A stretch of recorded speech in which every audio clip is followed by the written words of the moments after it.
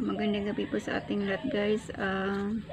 Medyo natagalan po ako guys nakapag-upload ng video at kalalabas ko lang po kahapon sa hospital at ako po ay na-opera nga.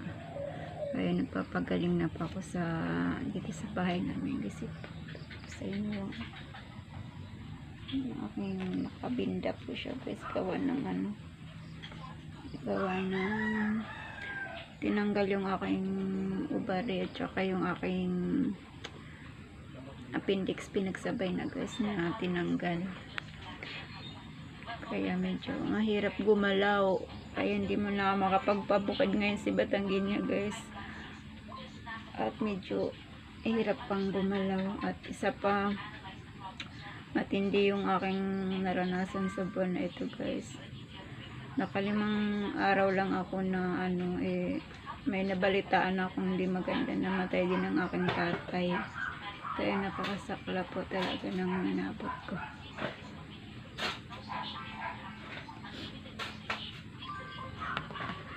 Hirap ko na lang po.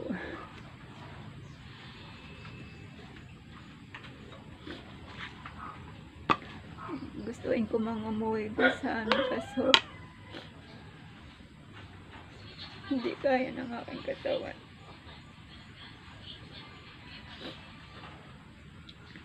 Kahit ako malang sana yung huling gantungan ng tatay ko. Hindi pa. Nasubok po na pagkakataon, pero alam ko po na hindi ako bibigyan ni Lord na hindi ko kaya lampasan.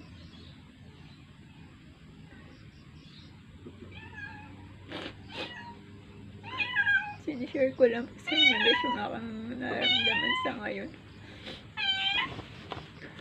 Ay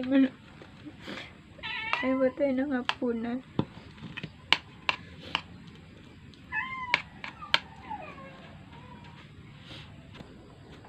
Kain mo tayo sa luto yung aking asawa ng adobo na manok po.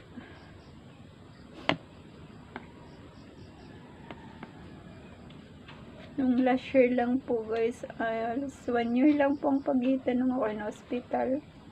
Halos mag-50-50 ako nung time na yun, kaya pakalawang buhay ko po ito. Ibinigay sa akin ni Lord.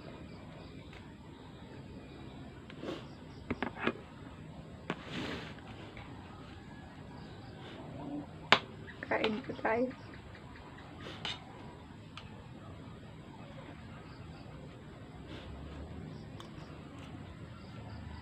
Ang hirap gumalaw ng sobrang laki ng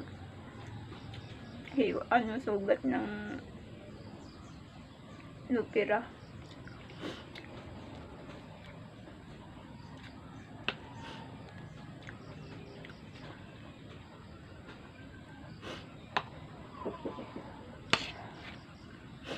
Kain po tayo.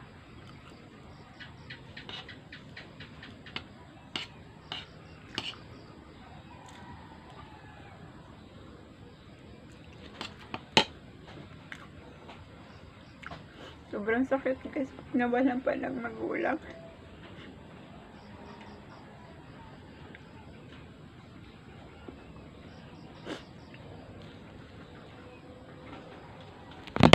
Ano ba yan? Pasensya na po kayo, natumba yung aking camera. Maligam-gam yung dalhin mo sa akin.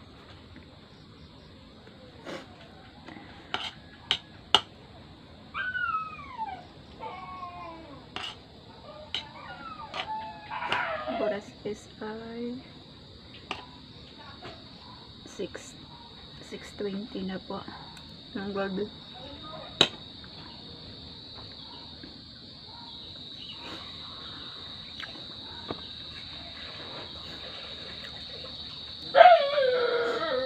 Guys, nakakain na po ako ng aking hapunan.